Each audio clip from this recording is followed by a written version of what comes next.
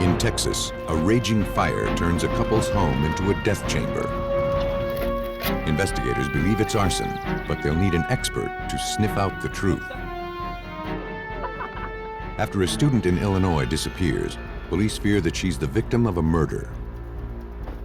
The crime scene may have gone cold, but at least one tracker is still hot on the trail. Detectives in Tennessee suspect that a missing persons case has turned into a homicide. To make their case, they must rely on canine detectives to dig up the truth. When plotting a murder, a clever killer will do anything to cover his tracks. But not all clues can be concealed. When investigators lose sight of their prey, it falls upon a special breed of dog to pick up the scent of the kill.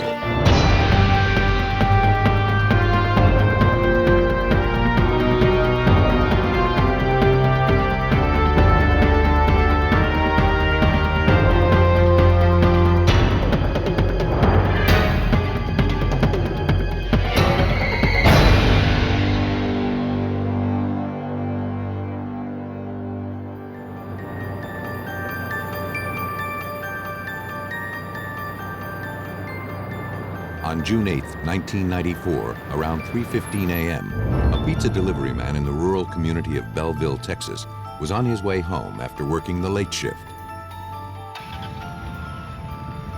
He spotted a man pulling out of the driveway of a burning house. The driver flagged down the delivery man. He identified himself as Charles Fitz. Fitz said his wife was trapped inside their burning home. He begged the delivery driver to call 911. By the time the fire department arrived, intense flames and heat consumed the home. As long as the fire burned out of control, firefighters could only battle the blaze from the outside. Inside, chances for Francis Fitz's survival vanished with the rest of the couple's home.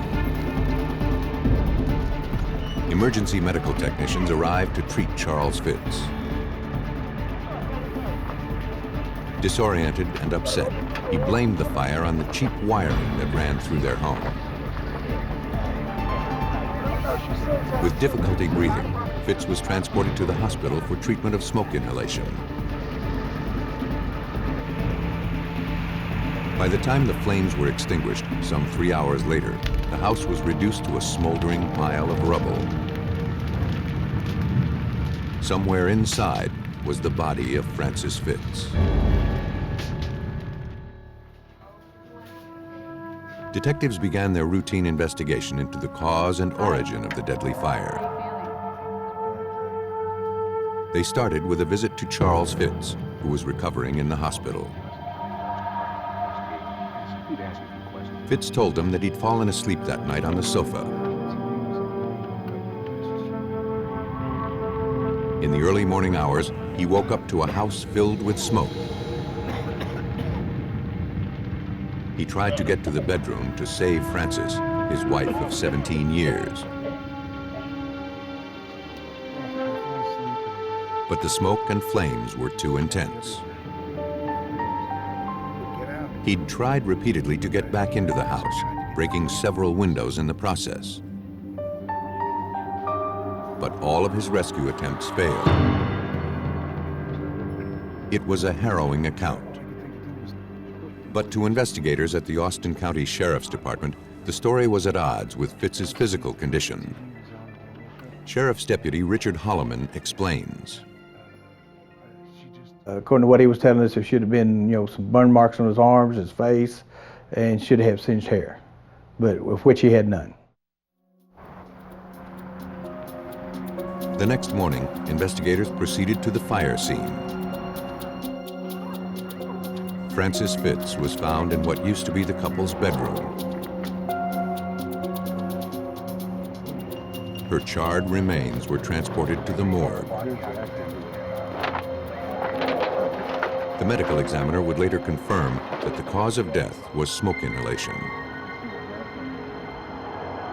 Investigators began processing the burned-out wreckage. Looking to confirm Fitz's story, they searched for signs of faulty wiring. But there was no evidence of an electrical source to the fire. Neither the gas main nor the water heater had malfunctioned. With the obvious accidental causes ruled out, there remained one possibility. The fire had been intentionally set. Investigators began looking for signs of arson. During their search, investigators found debris with alligator-like patterns on the surface. Wood rarely burns this way unless it is doused with an accelerant, like gasoline or lighter fluid. Finding traces of the fluid would be the first step in proving arson. It appeared, however, that the fire had burned away that evidence. But investigators had another tool in their arsenal. Canines can be trained to sniff out traces of arson that otherwise go undetected by humans. George Cavett of the Houston Police Department teaches dogs to search for flammable liquids called hydrocarbons. It can be naphtha, alcohol, distilled liquor, brake fluid, anything of that nature. Coleman fuel, charcoal lighter fluid, just a large list of things that puts off the same scent that the dogs can detect. Okay, good girl, we got that. Good girl, let's check. The dogs began searching through the remains of Fitz's house. Back here, fetch it up for me. Hours of searching passed with no signs of a hit. But then they found something. And the location was just inches from where Francis Fitz's body was discovered. Good girl. And he worked all areas of the bedroom and came back right to the flooring that the victim was laying on top of and gave me an alert, and right beside of it and on the bed springs and that whole segment. The samples were placed in sealed cans to preserve whatever vapors remained and sent to the lab. With their suspicions raised, investigators next took the dogs to the police impound lot, where Charles Fitz's truck had been towed. The dogs were given the command to search for traces of accelerant. Again, the dogs alerted police to the presence of hydrocarbons on the gas and brake pedals. They were collected along with the other samples and sent to the lab for analysis. With the help of their canine detectives, investigators had recovered enough evidence for forensic examiners to conduct a thorough analysis. All right, good girl. At the lab, a piece of charcoal is inserted into each paint can containing the evidence removed from the scene. Then, the can is heated to just below the boiling point for up to 18 hours.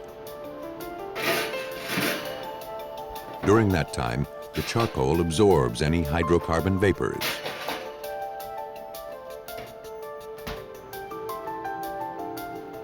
Any potential hydrocarbon is then removed from the charcoal with the solvent carbon disulfide. The resulting liquid is then analyzed by means of a gas chromatograph. By breaking down the substance into its various components, the gas chromatograph produces a pattern of peaks and valleys. In this case, the known pattern for gasoline came up in 3 of the 13 samples. The 2 from the interior of Charles Fitz's truck and 1 from the bedroom where the body was found. Thanks to the accelerant-sniffing dogs, the deadly blaze had been exposed as a deliberate act of arson and a homicide. And Charles Fitz the only other person in the house was the most likely suspect in his wife's death.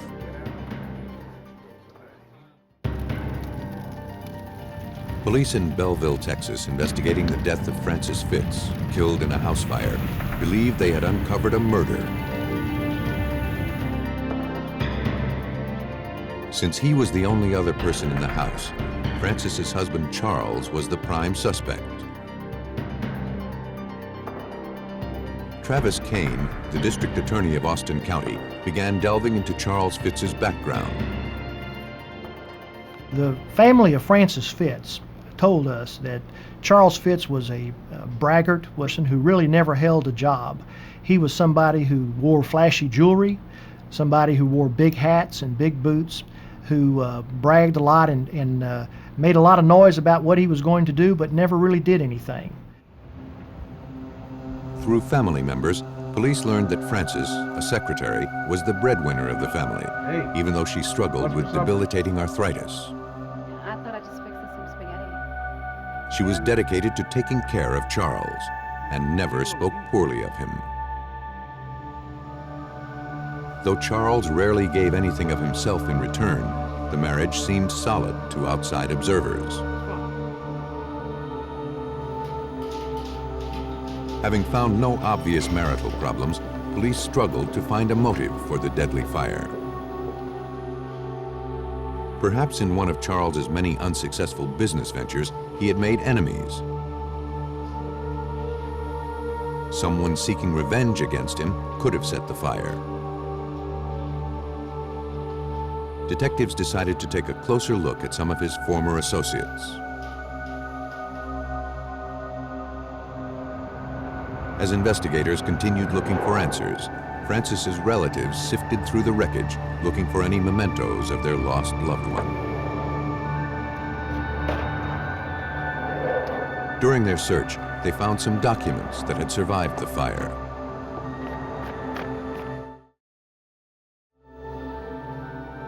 Among the papers found was a list of overseas phone numbers and several insurance policies on Francis, listing Charles as the beneficiary.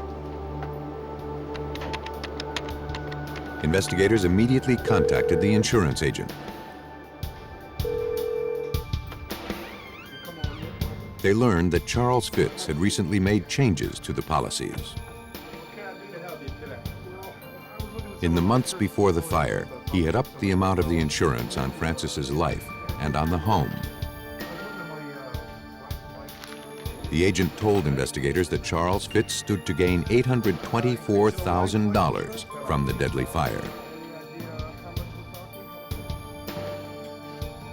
Though the timing of the policy changes was suspicious, it wasn't proof of murder.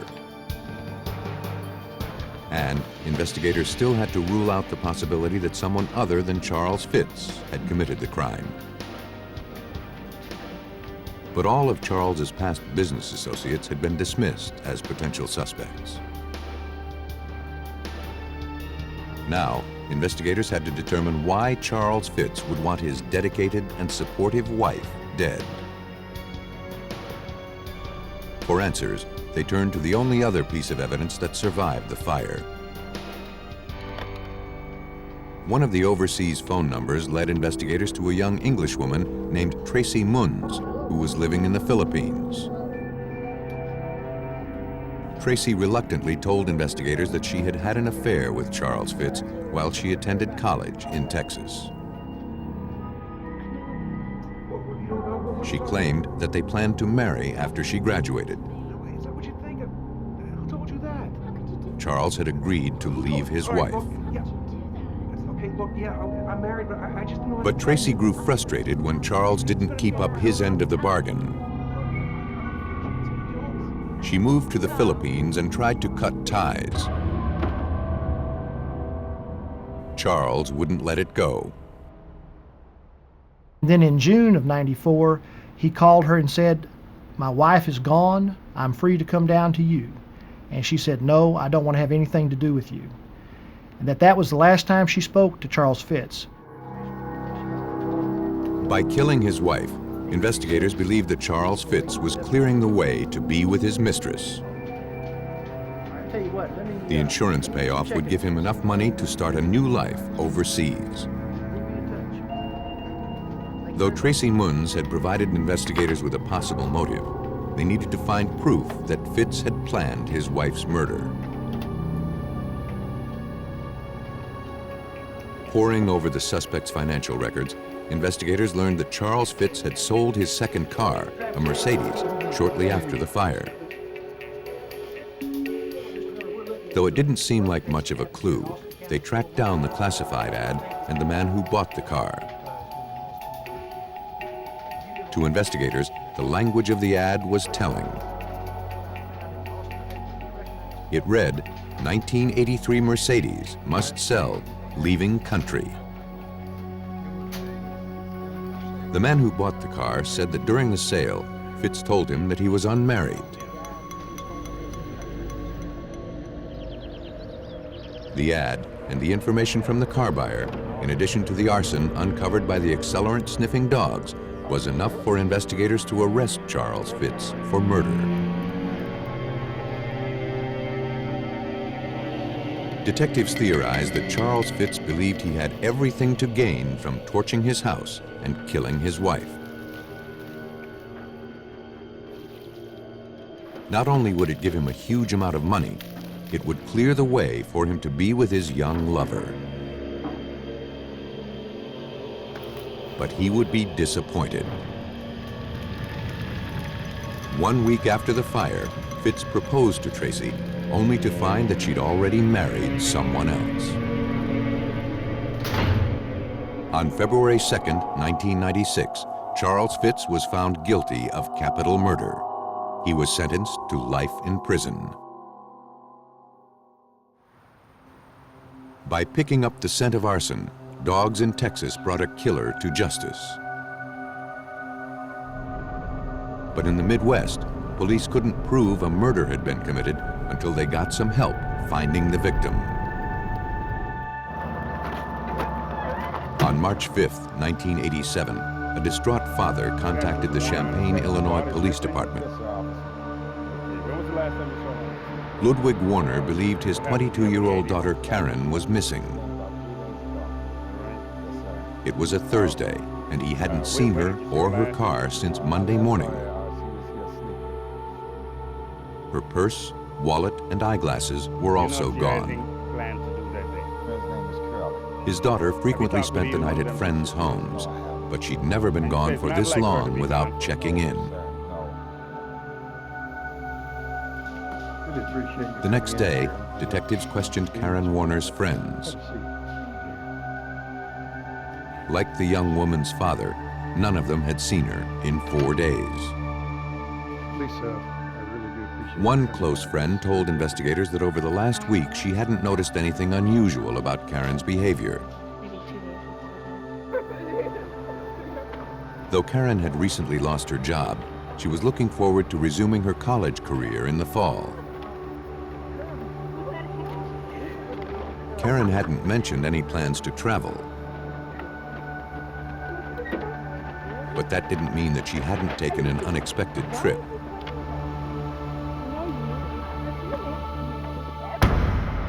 In fact, Karen had recently been getting calls from an ex-boyfriend named Curly B. Lee. He wanted to rekindle the romance, but Karen was planning to tell him in person that she wasn't interested. Curly had become too possessive and physically abusive. But it was possible that Karen had a change of heart. During their time as a couple, Karen and Curly frequently took unplanned vacations.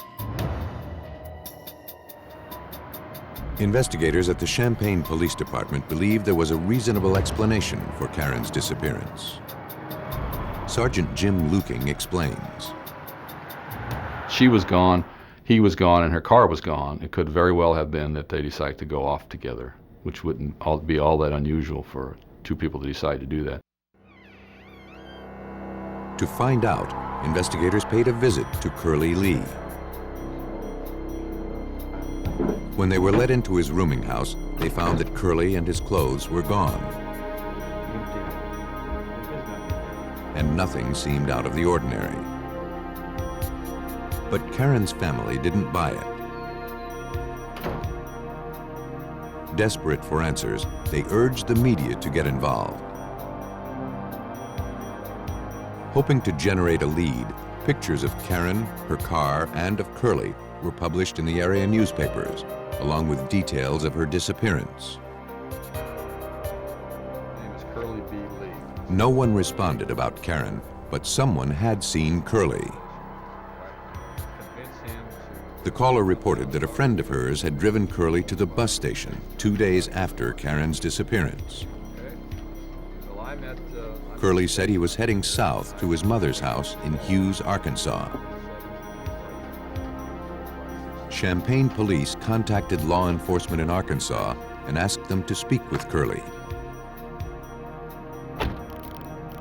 Like the rest of Karen's friends, Curly said that he had no idea where his ex-girlfriend could be. He said they had spoken briefly before he left Champaign, but that was just to say goodbye. As investigators struggled to find answers, the family's publicity campaign paid off. A man in Danville, Illinois, 30 miles from Champaign, recognized the photograph of Karen's car. He believed that same car was sitting abandoned in his church parking lot. A check of the license plates confirmed that it was the vehicle registered to the missing woman. If any questions remained about Karen Warner's fate, the discovery of her abandoned car erased them. That was the first physical evidence that there was something wrong. It would be unusual for her to be there, for her car to be there especially. Investigators brought the car to the police station for a more detailed forensic examination. But the initial search of the vehicle indicated no obvious signs of a struggle. The car was thoroughly dusted for prints. Technicians collected blue and red fibers found on the floor mats and in the trunk. The items were forwarded to the crime lab for further analysis. Hoping someone had seen how the car ended up in Danville, police turned again to the public for help. And again, the strategy paid off. A woman called police to tell them that she may have seen the car. Police brought her in to identify the vehicle. I was driving. The woman's name was Rhonda, and like Karen, she too was an ex-girlfriend of Curly Lee's. She recognized the car immediately. Police questioned her further. Rhonda admitted that she had driven the car around the time Karen had been reported missing. But she had no idea that the car belonged to Karen Warner.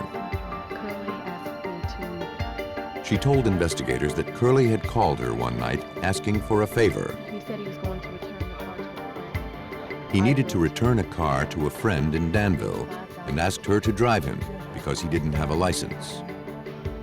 You know what was in the bag? Did he get it in? To Detective Mike Smith, Curly's demeanor sounded suspicious. What we're trying to do, and a plate is missing. She asked him whose car it was, and he never replied. He never answered. And he told her to avoid certain streets and to drive fast. Rhonda said that Curly then dropped her off at a bar in Danville. She remembered that he had a grocery bag with him in the car, but she never saw what it contained. Curly explained that he had a few errands to run and told her to wait for him in the bar. He gave Rhonda some money for a drink, then drove away. About 15 minutes later, Curly returned to the bar on foot. He said that he didn't have a valid Later driver's that night, license. he had some friends drive them back to Champaign. Rhonda hadn't heard from Curly since. No. Investigators suspected that in the 15 minutes that Curly had left Rhonda alone, he would have had time to dispose of Karen's body, which was likely hidden in the trunk.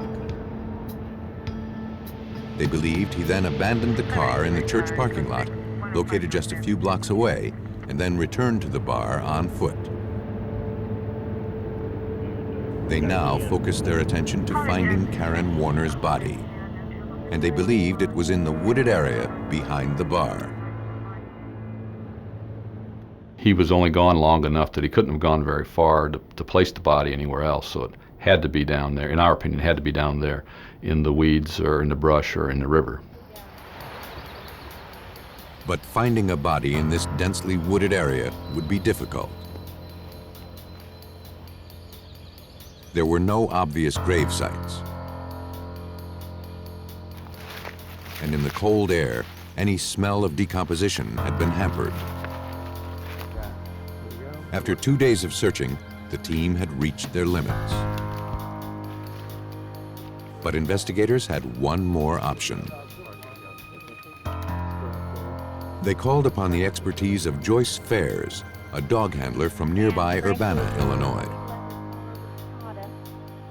For over 15 years, Fairs and her dogs have volunteered their services to local police and sheriff's departments. Bloodhounds like hers are bred to distinguish the vaguest of scents. The handler has to begin with a scent article. It can be any object the victim has come in contact with. In this case, investigators got a t-shirt and a pillowcase from Karen Warner's bedroom and sealed them in a plastic bag to preserve the scent. Fairs then gave the dog the find command, letting him know his job is to find the source of that same smell. Check it out. The bloodhound took Fairs on a twisted route.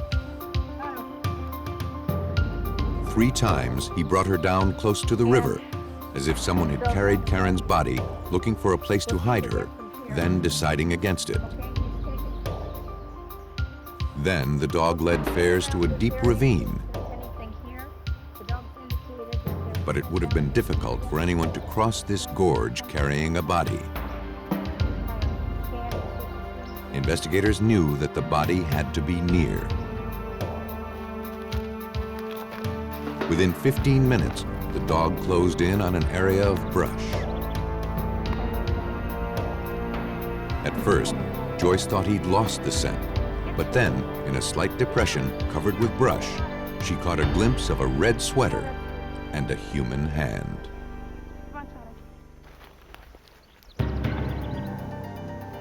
Investigators in Champaign, Illinois struggled to solve the disappearance of 22-year-old Karen Warner. Hidden in a remote wooded area, Joyce Fairs and her bloodhound believed they had finally found her. And then I could see her hand, the back of her right hand. And that's when I shouted for Jim Looking to come. I believed that we'd found her body. After removing the body, investigators began scouring the area for clues. Nearby, investigators recovered a blue blanket. 100 yards from where the body was found, they discovered a grocery bag like the one Rhonda described. Inside, investigators found shoes, eyeglasses, and a purse. All of the items were collected and sent on to the crime lab. Okay, hold those for me. Just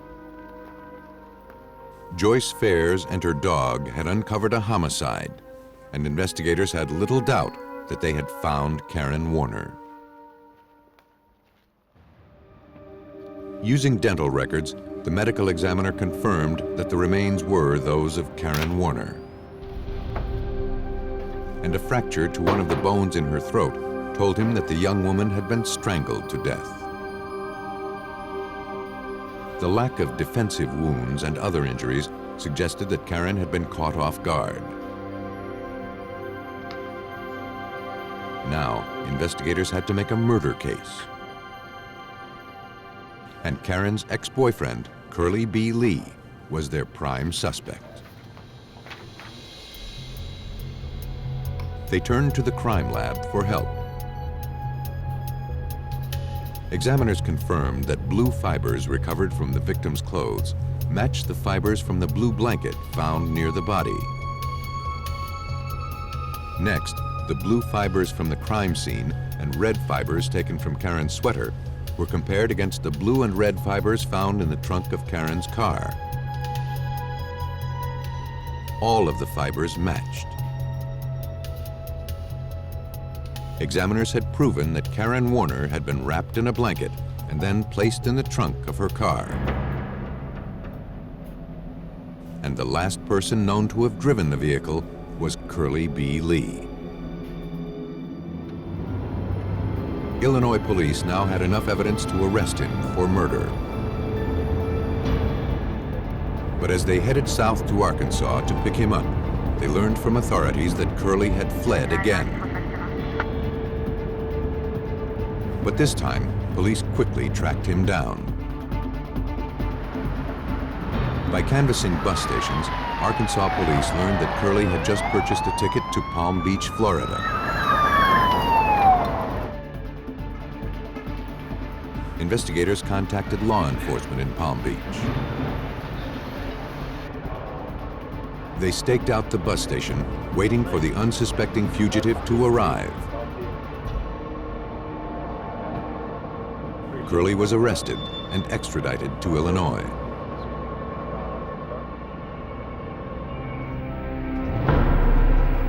Back in Champaign, investigators confronted Curly with the case they'd built against him. He admitted killing Karen, but claimed it was an accident. All of the evidence suggested otherwise. Police theorized that Curly had tried to rekindle his romance with Karen.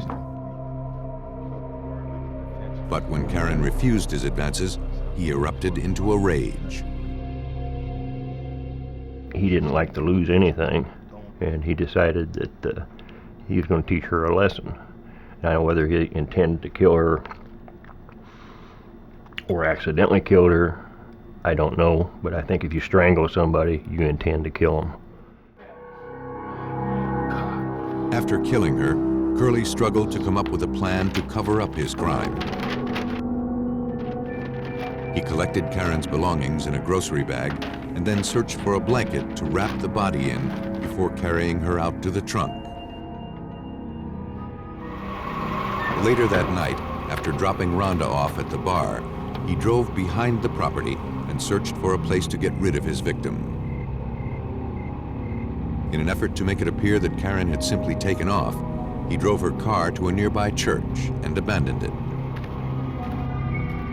2 days later, he packed up his belongings and fled to Arkansas. But with Joyce Fares and her bloodhound on his trail, Curly's run quickly came to an end. Curly B. Lee was convicted of murder and concealment of a homicide. He was sentenced to 35 years in prison.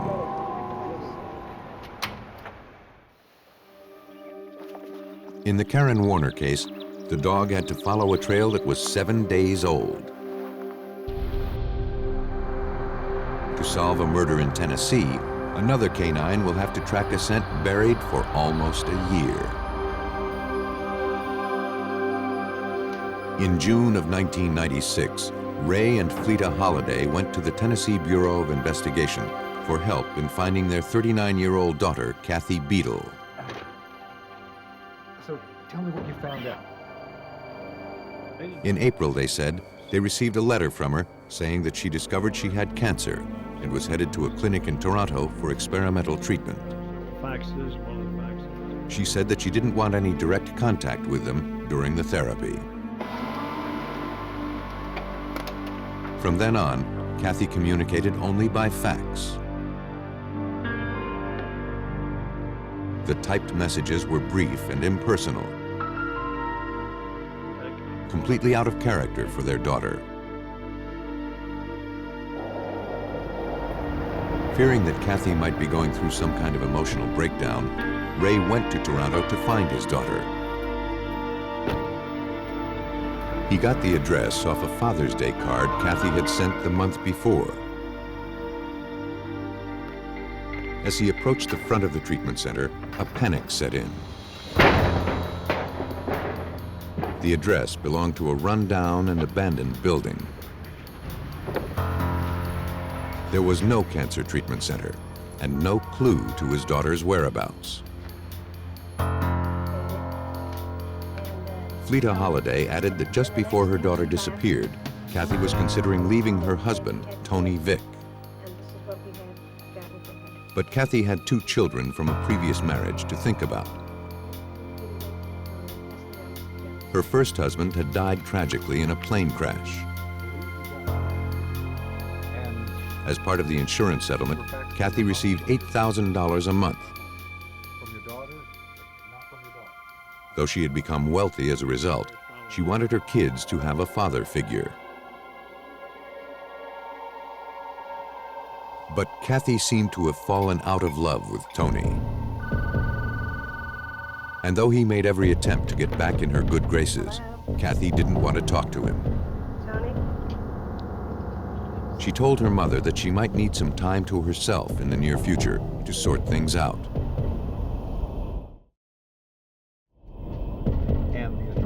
With no evidence suggesting a crime had taken place, investigators at the Tennessee Bureau of Investigation believed that Kathy had simply kept her word. But Kathy's parents knew their daughter would not leave her 2 kids behind and disappear without a trace. Desperate for answers, they mounted their own publicity campaign, plastering Kathy's picture all over Tennessee. But the family never heard a word. In February of 1997, nearly a year since Kathy had disappeared, Ray and Fleta Holliday made one last attempt to get the police involved. They contacted the Knox County Sheriff's Office. They told investigators that a few months back, Kathy's husband, Tony Vick, had also disappeared, claiming he was going to find his wife. He left the children and the couple's home with the Hollidays. They hadn't heard from Tony since. The resulting financial strain forced Ray and Fleta to sell their daughter's home. But before they did, they wanted to be absolutely sure that there weren't any overlooked clues in the home. Sheriff Tim Hutchinson took the case.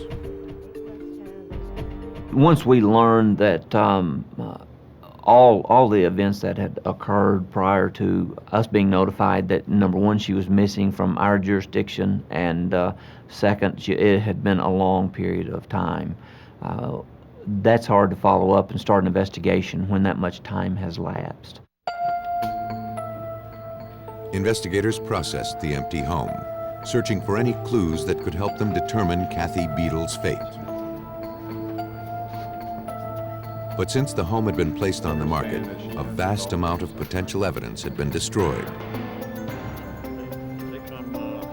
Furniture and belongings had been removed. Floors had been scrubbed. Walls had been painted. For investigator Terry Lee of the Knox County Sheriff's Office, working a cleaned crime scene means looking past the obvious. For instance, in this situation, the carpet had been vacuumed. That's taken up good forensic evidence such as hair, fiber samples, and so forth that we would normally collect. So you have to look a little bit deeper. Investigators scrutinized every inch of the home. They processed all of the sink drains in the home using luminol, a chemical that glows in the presence of blood. traces of blood were found in 3 separate sink traps. The traps were removed and sent to the crime lab.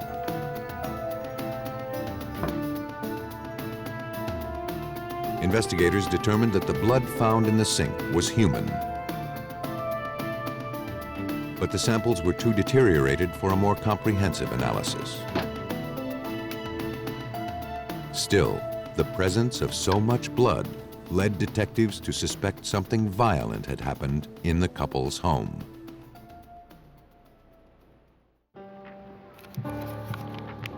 Investigators in Tennessee struggled to solve the mysterious disappearance of Kathy Beadle, a 39-year-old mother of 2, missing for over a year. After searching her and her husband's vacant home, investigators believed they had uncovered evidence of foul play. They decided to take a closer look at Kathy's husband, Tony Vick. What they found was not encouraging. And then we learned that Tony Vick's first wife died suspiciously. Some say she slipped and fell and drowned in a bathtub. Others said that Tony had murdered her. But instead of being charged, Vick turned a profit, earning life insurance payoffs that totaled over $600,000. Investigators now feared that Kathy Beadle met a similar fate. And they believed money was the motive for murder. But investigators were a long way from making their case. They had no body, and their prime suspect, Tony Vick, had also disappeared. Hoping to generate a lead, details of the case were published in area newspapers. The tactic worked.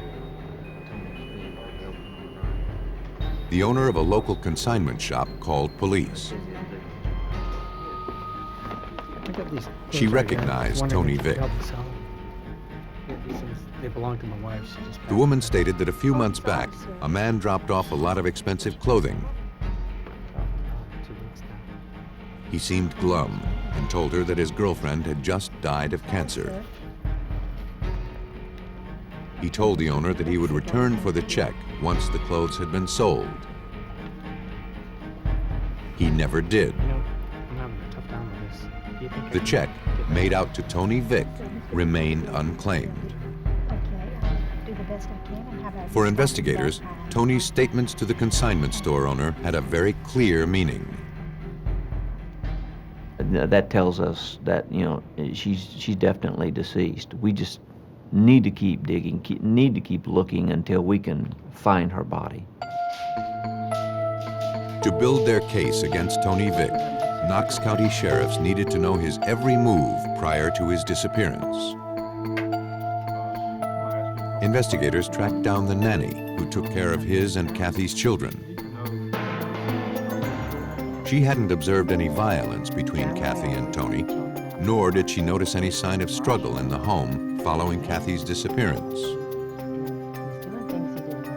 But she was able to offer investigators an unusual piece of information. She remembered that after Kathy disappeared, Vick scolded her and the kids for playing in the backyard. Investigators suspected that there was another reason for his outburst. They now believed that Kathy Beadle was buried somewhere in her own backyard. A team of forensic investigators went back to Tony and Kathy's vacant house. Now they were looking for a clandestine grave, one that had been dug a year earlier. But after hours of searching, they could find no evidence of a burial site. Unless investigators could find Kathy's body, making a murder case against Tony Vick would be difficult. And they were running out of ways to accomplish that goal.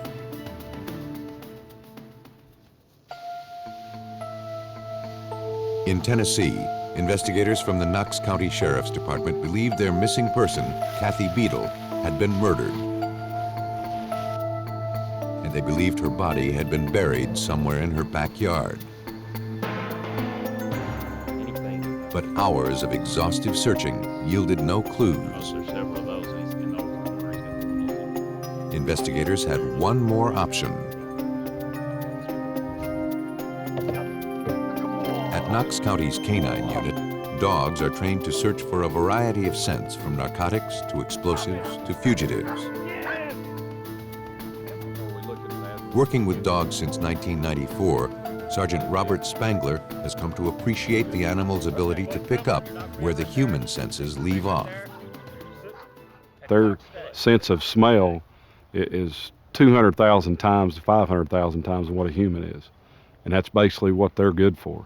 And if there's any kind of scent there, human or non-human, they're going to pick it up where a human can't, even by looking.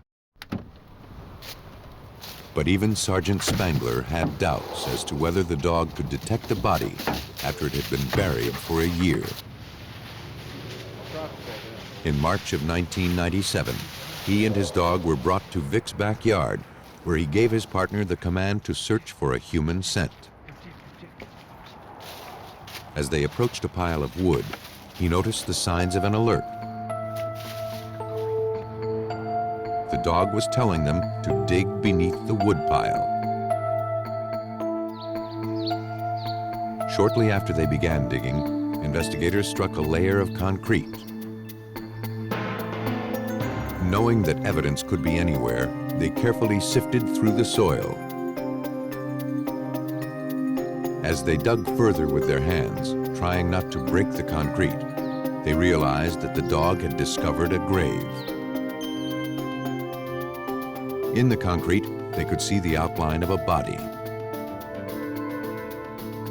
Once the cement was carefully removed, they could see the body of a woman wrapped in a sleeping bag and a layer of plastic. The body was sent to the medical examiner's office for autopsy.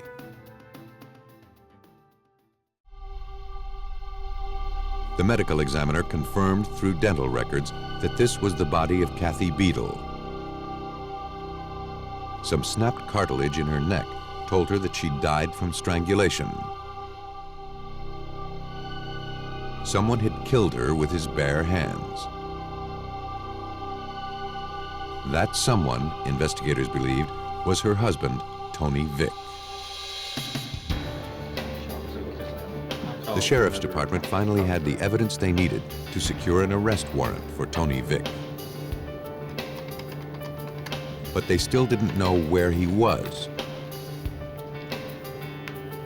His photograph and description were entered into the NCIC, a database that connects law enforcement agencies throughout the country. A few days later, Knox County sheriffs received a call. Tony Vick was apprehended for stealing a $100 suit from a store outside of Atlantic City, New Jersey. When police there ran his name through their database, they learned that he was wanted for much more than shoplifting. Detectives theorized that soon after the death of his first wife, Vick had his eye on Kathy, not for her love or companionship, but strictly for her money. The man Kathy came to trust and love soon began plotting her murder. A year before Kathy disappeared, Tony gave Ray and Fleeta Holliday a fax machine. He knew that in order to collect the $8,000 a month Kathy received from her first husband's death, it would need to appear as if she were alive.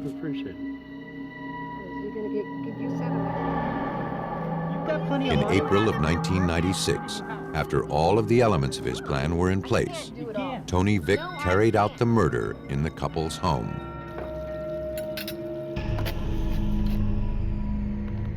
After strangling her, he dug a grave, then covered it with concrete, thinking it would conceal his guilt from the world.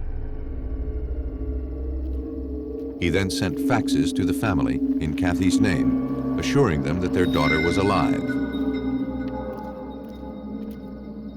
But Sergeant Spangler's dog uncovered the truth. Tony Vick was convicted of the first-degree murder of Kathy Beadle and sentenced to life in prison. He was subsequently found guilty of killing his first wife.